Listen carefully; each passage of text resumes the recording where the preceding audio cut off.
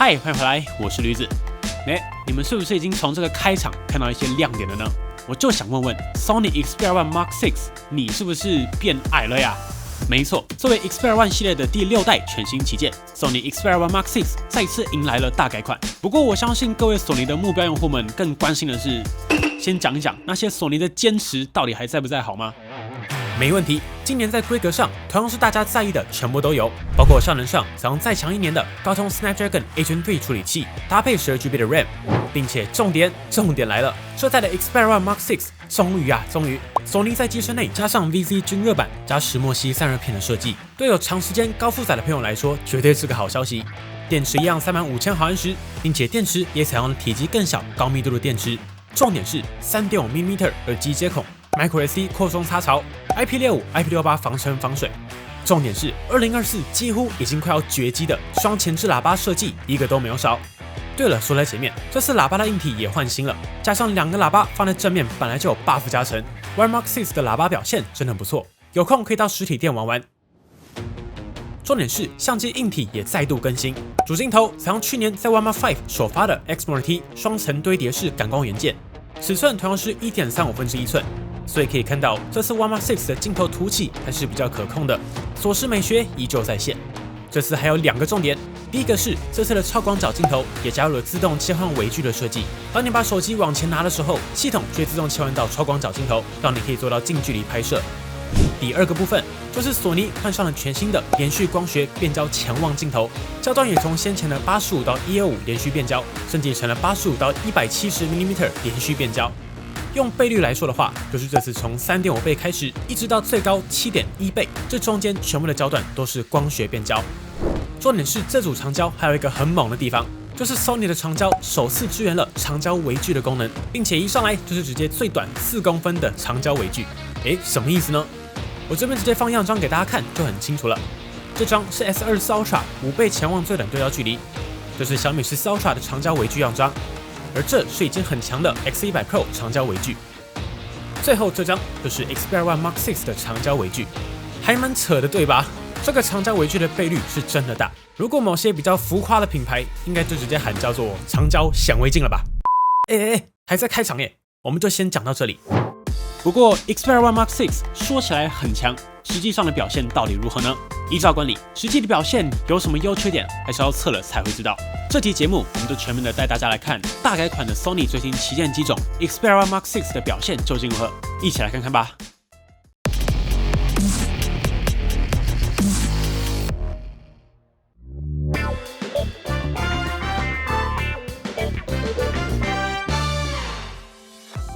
我们首先还是先从外观看起，但是外观我就不废话，只讲重点。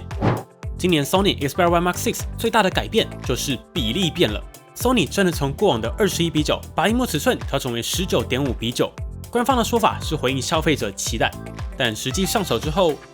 还真的有点怀念21:9的 Xperia One 啊。但换句话说，那些说因为21:9不满的朋友们，这次一定了吧？不过说回来 ，One Mark 6的19.5:9在手感上的确明显变宽，不过手感还是相对好，原因有2个，一来是这一代的 One Mark 6依旧是指滑狂魔。背面的 Corning Victus 玻璃 ，Sony 一样加上了触感很舒服的点阵凸点，侧边框也保留了质感和手感都非常好的密集沟槽设计，应该可以挑战拿最稳的外观设计。并且虽然是平直边框 ，Sony 在后盖边缘还是做了2个内切的阶梯式设计，也会比直接90度转角来的没有那么顶手。不过我会说手感不错，最大的原因其实是尺寸了。现在一票旗舰几乎都直上了6.7、6.8寸的大萤幕。而 One Mark 6在调整成19.5:9之后，依旧保留了6.5寸的萤幕设计，在手感上也会更窄一些。而在用料上 ，One Mark 6同样保留金属中框，搭配正面康宁大猩猩 Victus 2玻璃，背面则同样维持康宁 Victus。同时 ，Sony 招牌的 IP65、IP68 防尘防水一样没有缺席，并且重点，今年台湾也有白色版本啦。而且这次的白色版本不只是机身白，镜头框也变白了，这个颜色真的好看。不得不说 ，One Mark 6依旧是实际比海报好看很多的机器，质感只有上手才能感受到，有时间一定要去现场摸摸。最后，各位在乎的同样也没有少，包括结合电源键设计的实体指纹辨识按键，有触感设计的实体快门 ，microSD 扩充设计，官方数据最大可以扩充 1dB。再来，顶部的 3.5mm 音讯接孔以及双前置喇叭全部都还在。震动回馈上同样采用线性马达，触感清脆利落，搭配内建 Google 键盘的震度强度适中，回馈舒服。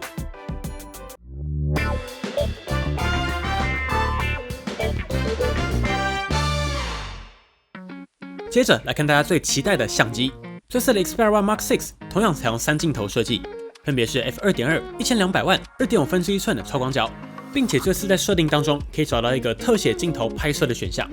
开启后，当你把手机凑近物体的时候，系统就会自动切换到超广角，达成近距离拍摄。系统界面同时也会出现这个小花的 icon。接下来，这个长焦就是这次的重点了。Sony 从前2代采用85到125的连续光学变焦镜头，也就是 3.5 到 5.2 倍的连续光学变焦，升级变成了85到 170mm 的连续光学变焦，也就是在 3.5 到 7.1 倍的范围内，全部都是光学变焦。光圈也会从 f2.3 一路到 f3.5， 感光元件尺寸为 3.5分之1寸。不过上一代连续光学变焦的画质略松，今年的表现稍后我们再来详测一下。我这边想要先聊的是，这组长焦镜头，索尼这次居然也加入了长焦微距的设计。只要在相机的更多这边，就可以找到长焦超近拍摄的模式，并且这个长焦微距跟目前市场上的方案有个明显的不同，就是它的最短对焦距离超近啊，最短可以达到4公分微距，并且这个是在预设是 120mm 的4公分微距，最高可以调成 360mm。用样张看最清楚。跟各家的长焦微距对比 ，One Mark 6在 360mm 长焦微距之下，大概就是这种有点扯的表现。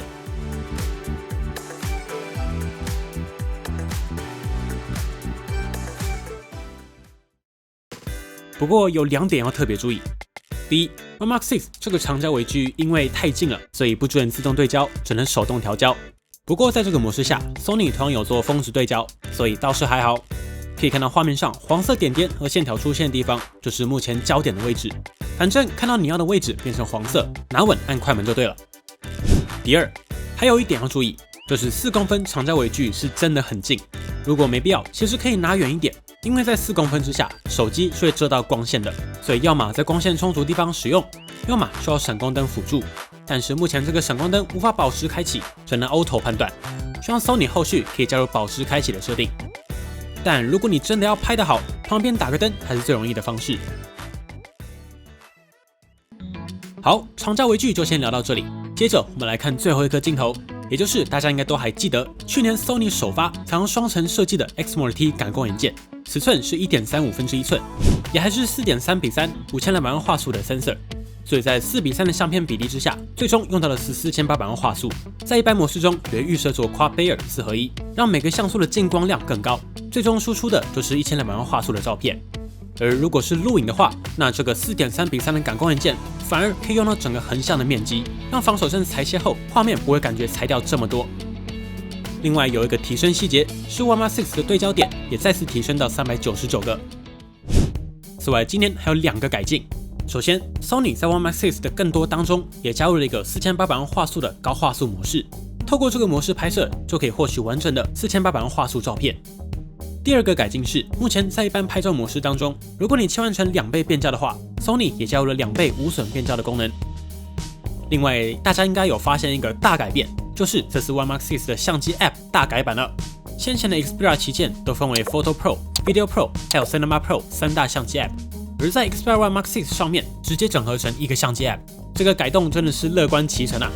这次的改版我自己是蛮喜欢的，尤其过去很多分散的功能在 One Mark 6上面都明显合理许多了。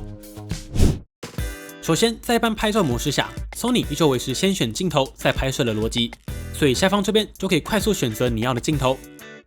同时，你要连续变焦也没问题，只要点一下你选好的镜头，接着左右滑动就可以在不同镜头间切换变焦倍率。另外也维持了一个蛮好的传统，就是你选哪颗镜头就是用那颗镜头，它不会自动帮你切换。不过另一方面，这也代表着无论光线有多暗 ，3.5 倍以上都是用长焦镜头拍摄，并且同样没有独立夜景，当遇到光线不足时才会自己启动。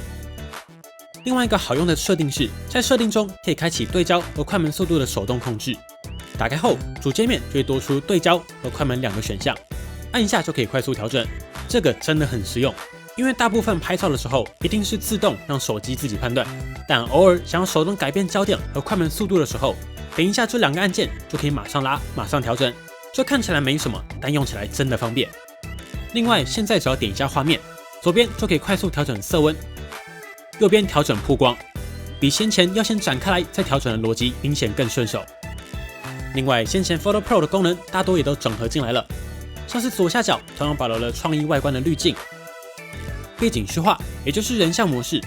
同样是全焦段都可以使用。由于先前 Sony 主打的 PSM 这些专业模式，现在都整合到专业这个选单当中了。在 M 模式之下，只要点击下面的参数，就可以透过滑动快速调整。这个界面当然也支援横向显示。初步玩下来，旧款 Photo Pro 的好处是，就算横拍也可以单手操作，但是选项集中在下面，都要先选才能调。而新版专业模式，我自己玩下来要2手操作会比较顺，但好处是逻辑明显清爽许多，主要功能都拉到1级选单，调整更顺手。进阶功能呢，则是都收纳在 Function 选单里面，包括测光模式、峰值对焦、DRO 对焦模式以及 RAW 档拍摄等等都收在这里面。另外 ，Xperia One 系列引以为傲的高速连拍，这次也整合到专业模式里。在一般模式都是单张拍摄，要超高速连拍就必须进入到专业模式。但我是期待索尼之后可以把高速连拍也加回一般模式啦。那这边还是依照惯例，还是要让大家听一下这个超疗愈的每秒30张，最多200张的高速连拍，你说对吧？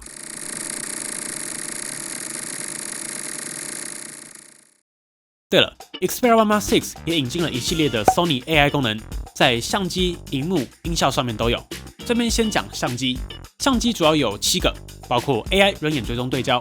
AI 宠物追踪对焦、AI 主题辨识、AI 自动排平衡、AI 自动曝光以及 AI 景深效果。比较特别的是 ，Sony 今年还加入承袭自 Alpha 相机的 AI 姿势预测功能，也就是说，过去手机是透过人眼、人脸锁定人物对焦，现在进化成就算你把脸给遮住，它也可以锁定你的4肢进行追踪对焦。这边也来几组连拍样张供大家参考。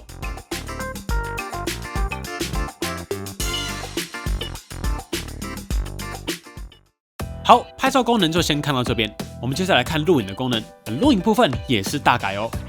首先，上面这边可以快速调整画质和 FPS 设定，按一下就会切换。如果你不想这样慢慢切也没关系，打开设定选单，这边直接选就好。最高同样可以选到 4K 120 FPS， 并且刚刚相机设定过的对焦和快门按钮，在录影界面下也可以用，所以对创作者来讲就很好用了。因为这个手动对焦，它同样是有峰值辅助对焦的，在你录影的时候就可以更利落的去手动调焦拍摄。并且以前要调整白平衡和曝光的话，要先在下面展开来，然后才能调。现在只要按下一幕就可以快速调整。我觉得目前我用下来，现在这套界面有2种属性。第一种是对不玩相机的人来说，这套界面就很单纯，按下录影就可以开始拍，按下快门就可以拍照。而对创作者来说，快速调焦、快门调整、色温调整、曝光调整，全部都拉到第一层选单，调整也更顺手。但是不得不提，过去界面的精致度，我觉得是比较漂亮的。你看，全部收在下面这排，所有功能也都可以滑动操作，看起来更加精致。而现在新的界面就非常索尼相机风啊，整个实用取向。但你说哪个用起来比较顺手？我个人还是会把票投给新版。但动画如果下一代可以加回来的话，整个界面应该会来得更精致。对了，目前的 One Mark 6并没有专业录影模式，但其实大部分的功能在这个新版的录影界面都有了啦。Sony 的伙伴也告诉我们，目前 Video Pro 后续将会透过 OTA 更新提供于相机 App 当中。不过相较起新版 App， 我自己觉得最棒的地方是，受益于 HM3 更强的算力 ，Xperia One Mark 6也支援了 4K 60全镜头切换的功能。你看，我现在选 4K 60，我一样可以从超广角一路变焦到 7.1 倍长焦，而且你只要点一下你要的倍数，系统就会自动变焦。不过目前的版本在镜头切换时还需要略跳一下，这个期待之后还能最佳化。但 4K 60全镜头切换是真的好用，毋庸置疑。还有一点就是 One Mark 6的这个观景窗依旧是无法显示最终的相片成果，尤其是拍摄的物体只要是白色或是银色，在观景窗下几乎都会有过曝的感觉，但实际按下快门会是完全清晰的。我们看这组 7.1 倍的样张，是不是明显比上一代扎实可用非常多了？你在拍的时候，如果光线充足，但感觉还是不够清晰，那高几率你点进相簿里它会是清楚的，只是关景窗看不出来而已。索尼之后一定要想办法最佳化一下，要不然这颗长焦表现比上一代真的好多了。另外，这次慢动作有独立模式哦，最高可以拍摄 4K 120的慢动作录影，并且同样是所有镜头都可以支援 4K 120的慢动作。这个有多好用，就不用我多说了吧。拿来拍 B-roll、拍空景、拍特效镜头 ，4K 120都非常好用。另外，在录影和慢动作当中，也都可以套用创意外观。选择电影更是可以开启 S Cinetone， 在这个地方。顺带一提，上一代 One Mark 5有的功能 ，One Mark 6也几乎都有继承，包括产品展示模式。只要开启这个选项，当你把东西往前拿的时候，系统就会自动把焦对在你想要展示的物品上，而不会一直对在你的脸上。对创作者来说比较实用。此外，先前与 Alpha 相机的连接、Vlog 摄影套装等等，我们在 One Mark 5有介绍过的功能 ，One Mark 6也都支援。好，所有相机功能讲完，这边也就不浪费大家的时间，进入样张环节。我们首先来看日拍，但因为这期节目的时间有限，无法展开来细说。这边的样张，大家可以当成旗舰对决想先看。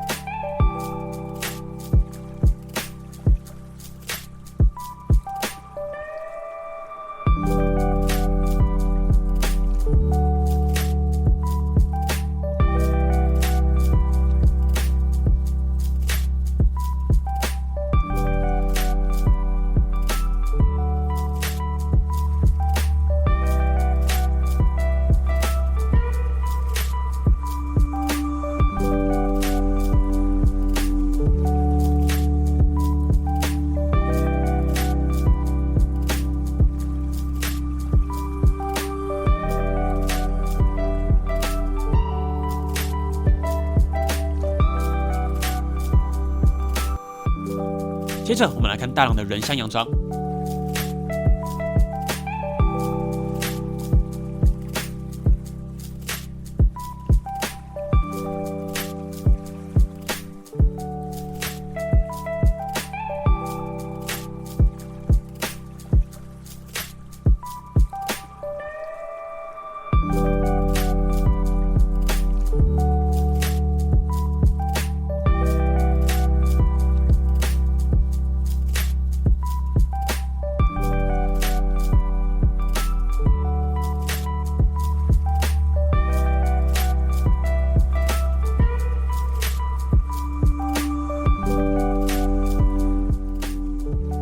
接着来看夜间低光下的人像样张。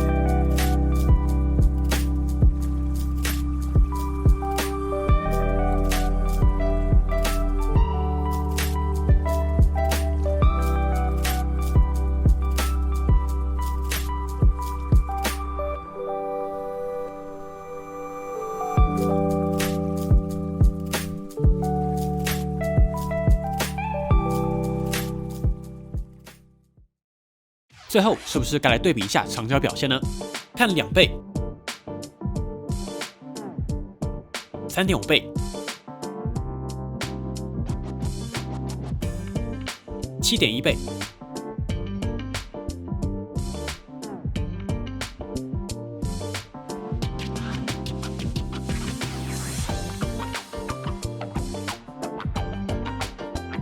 20倍。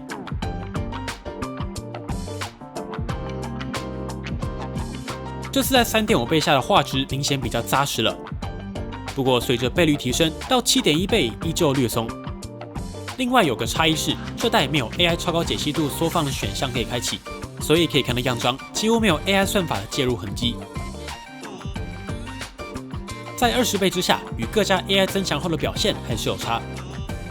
不过我们如果是看比较自然的画面，在3.5倍下的人像表现就还算不错。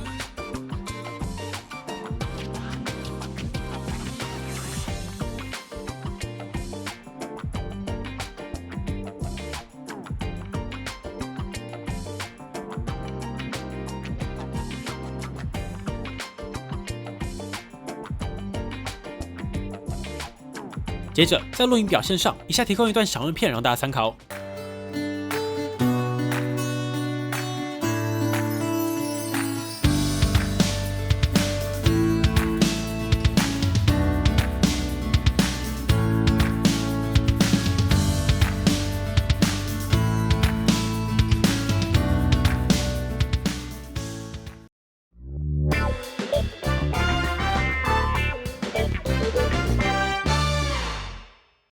而在大家关心的效能测试上，我们手上的 Xperia One Mark 6没有意外的搭载的就是高通新一代的旗舰处理器，让 Android 旗舰再强1年的 Snapdragon 8 Gen 3，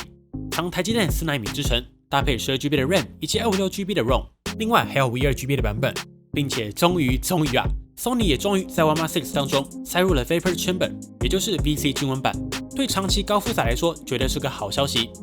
不过稍微可惜的是，目前我们还没有办法跑邦尼招牌的游戏效能测试。不过既然测不到效能，但我们还是可以测相机的发热吧。所以我们这次直接带来高强度的地狱测试，直接把环境温度拉到31到32度的高温作为起始点，然后同一路 4K 60，来看看分别代表 A Gen 1的 One Mark 4、A Gen 2的 One Mark 5，以及 A Gen 3还用上 VC 的 One Mark 6，在连续高负载之下，谁能撑得最久？测试开始。另外，先前我们也已经有讲过 ，Sony 录影有一个很少人发现的细节，就是 Sony 都用超高码率在录影，最巅峰的时候是 One Mark 5，来到140 Mbps 左右，现在就会调整为 One Mark 4的120 Mbps 上下。而如果你跟其他家对比 ，Sony 几乎是小米、三星、Pixel 的2倍左右，跟 iPhone 比更是来到2.5倍以上。其他机型最高的是 Vivo， 来到90 Mbps， 但还是不及 Sony 的120 Mbps， 所以 Sony 这个资料量是真的大，也是比较快热的原因之一。那就直接来看结果。不负众望 ，One Mark 4果然是最短的，只撑了10分15秒就停止录影。One Mark 6就是撑到了12分2秒。不过撑最久的是去年表现大跃进的 One Mark 5，撑了17分55秒。看来这次的 App 整合不只是码率调回跟 One Mark 4一样的120 Mbps， 也把先前 One Mark 5在 Video Pro 放宽的温控限制调回一般相机 App 的表现。以实际温度来说 ，One Mark 4的温控大约是机身表面达到44度上下就会停止录影。One Mark 5则放宽到45接近46度，所以并不是索尼容易发热，而是一来索尼码率较高，本来资料量就比较大，达到别人的2倍甚至2.5倍。而来，索尼的温控又保守，很多家甚至到50度都还不会停了。但你看，这次 One Mark 4大约44度，甚至最高也才43.8度就停止录影了。敲碗 Xperia 的温控也要追随 Alpha， 可以调高温控上限的设定。而在续航力和电池部分，这次的 One Mark 6同样搭载5000毫安时的大电池，支援最高30瓦的有线快充以及15瓦的无线充电，也支援无线反向充电。生活安全辨识上，同样采用大家喜欢的电源结合指纹辨识，摸一下就能直接解锁，速度依旧很快。而在通讯部分，台版同样支援5G 双卡双待。而在 WiFi 上，我把它讲清楚，目前 One Mark 6硬体上支援 WiFi 7，不过因为认证的问题，目前台湾仅开通 WiFi 6以及 WiFi 6E，所以透过我们的实测可以看到 ，One Mark 6的确是可以连接上6 GHz 的 WiFi 6E。WiFi 7目前 Sony 预计会在秋季通过认证之后，透过 OTA 更新开放。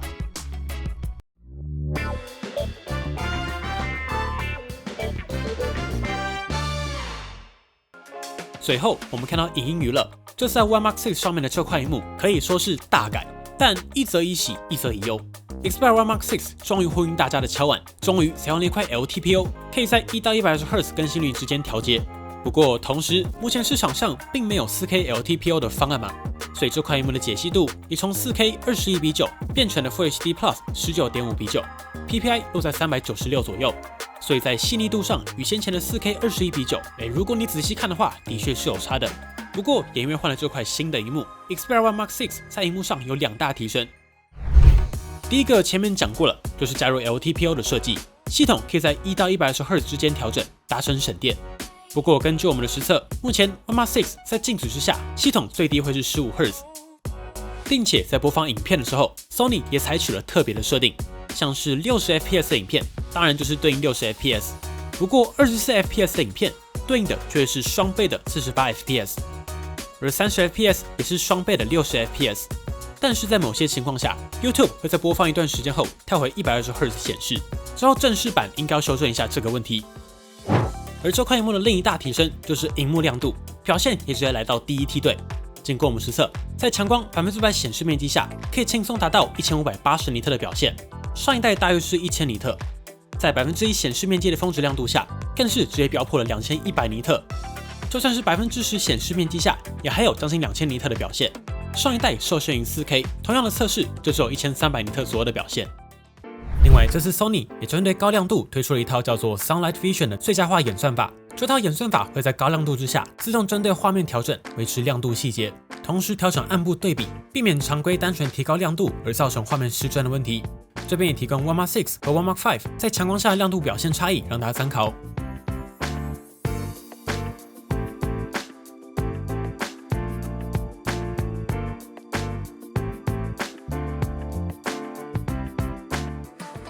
接着，当然少不了色域色准。Xperia One Mark 6这次同样有2种显示模式可以选择，分别是预设的标准模式以及导演模式。简单说的话，标准模式就是讨眼球的风格。这次有个小亮点，可以看到这边有一行小小的字，写着 Powered by Bravia。没错，就是 Xperia One 系列首次冠上 Bravia 的 logo。先前都只说是源自 Bravia 的电视科技进行调教，而这次这块屏幕就是直接跟 Bravia 联手打造的了。并且这也是 Sony AI 的作品，他们这次透过 AI 的模型训练，在这只手机里内建了10亿笔的色彩资料表。根据 Sony 说明，这套资料表可以让 Xperia One Mark 6与 Bravia 电视共享同样的色彩科学，并且显示出相同的画面调教。而在色域实测上，不确定是否为相容性的问题，过往遵循 P3 的标准模式，只能测到100%的 sRGB 以及86.4%的 DCI-P3 的色域覆盖，无法完全盖满 P3 色域。而遵循 sRGB 色域覆盖的导演模式则正常，可以达到99.9%的 sRGB 色域覆盖。如果看到色准的话 ，Xperia One Mark 6就非常强了。不过，如果你是非常追求色准的朋友，那不能只选对模式，而是还要选对白平衡。这次在标准和导演模式下都有暖、中、冷3档的白平衡选择。标准模式预设为冷，也就是 7500K； 导演模式预设为中，也就是 7000K。如果你很追求色准，那就记得调整为暖，对应的就是 D65， 也就是 6500K 的色彩标准。在这个模式下，看起来会有点偏暖是正常的，这就是目前的色彩标准没错。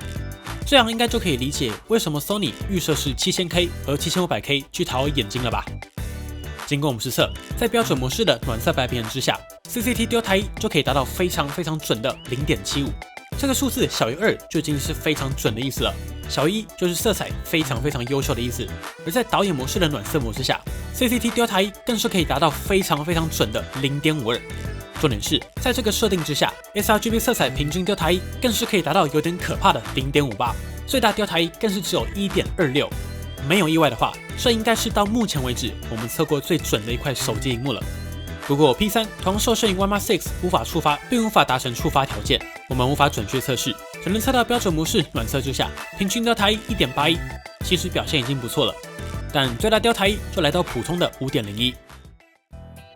而在音效上 ，One Mark 6这次也有 Sony AI 的加持，主要用在 DC Ultimate 上面。DC Ultimate 叫做数位音质还原技术，这一代可以同时用在耳机以及外放喇叭。比较特别的是，这次 DC Ultimate 也加入了 Sony AI 的加持，系统可以达成即时运算，自动将讯源进行升频。而如果你已经用的是高音质讯源 ，DC Ultimate 也会自动停止升频，并且这代在设定选单中，你可以非常简单的调整你要的音讯设定。我是直接建议选这个模式，在听音乐的时候，系统就会自动透过 DC Ultimate 提升音质；而在看影片的时候，就会自动套用多比音效。另外，如果你想要透过耳机听360音讯内容的话，那记得切换成空间音效这个模式，在耳机之下就会自动切换成360 Opmix 的声音效果。而在外放上，这代的 One Mark 6换了全新的扬声器单元，同时这也是2024年越来越少见拥有双前置喇叭设计的手机，在表现上真的肉耳可听的不错，大家有空可以去现场玩一玩。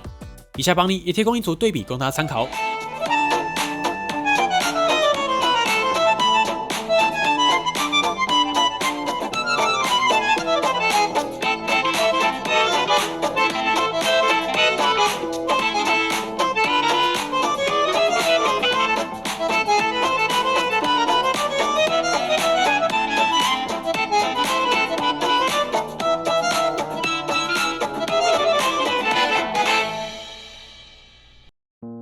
对了，最后聊一下，这次的 One Mark 6的下拉选单变方了。这次有另一个小改动，我自己很喜欢，就是这个侧面感应横条，现在往左滑就会出现这个快速调整选单，这个好用。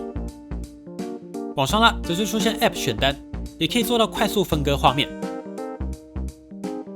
往下拉则是返回。另外 One Mark 6同样拥有 Always On Display 用以显示，静止的时候也自动调整成15Hz 达成省电。好啦，节目也来到了尾声。这次的 One Mark 6最大的感想，我觉得真的只能用大改款3个字来形容。不过这个改款真的是好坏都有改啊，像是过去已经很习惯的 4K 21:9萤幕，这次就换成了 19.5:9 或 HD Plus 的萤幕。但也是因为如此，大家敲碗的1:120Hz 可变更新率 LTPO 萤幕终于来到了 Sony 旗舰。萤幕亮度也从上一代的1300尼特大幅提升到2100尼特。这块萤幕的色域目前还无法准确测到，可能要等之后的版本更新。但是色准这已经非常准了。整体来说 ，One Mark 6除了萤幕选择改变这点可能各有拥护者之外，我觉得这次的改款几乎都是往好的方向走。像是萤幕界面大改，用一句话总结，现在一个界面都可以同时 cover 一般用户，想要按快门做拍照那些朋友，又同时可以满足喜欢手动调各种参数的专业用户，一套界面满足2种需求。这个设计逻辑明显更舒服有弹性，也不会有过去 Video Pro 有 4K 120，但一般相机只有 4K 30这种奇妙的逻辑。现在就是两者取平衡，把专业和日常整合在一个界面。唯一一个小期待，也就是目前这个界面实在是太 alpha 了，期待可以把之前 Photo Pro 精致的动画元素再加回来。效能部分我们还是会以试售版本为主，我们就等后续试售版本上市再来说了。好啦，本期节目就先到这里。不用怀疑，这集真的是快速重点实测啦，所以如果有任何没测到的，底下留言告诉我们你们还想看什么。但我们也尽量在有限的时间里，尽量把所有重点功能都测了一轮，希望大家还看得开心。有任何想我们再测试的，我们之后的评测继续聊聊吧。对哦，节目制作不易，还请大家多多支持了，也欢迎透过加入频道会员或者 YouTube 的超级感谢按钮赞助我们，完成更多有参考价值的实测节目。我是驴子，那我们就下次再见喽。如果喜欢本期的节目，不要忘记订阅邦尼，并且打开小铃铛，及时收到我们最新的评测通知。当然，你也可以在 Facebook 邦尼 AI 小助理、Instagram 以及 Line@ 找到我们。如果还有其他问题，别忘了底下留言。那我们就下期影片再见喽。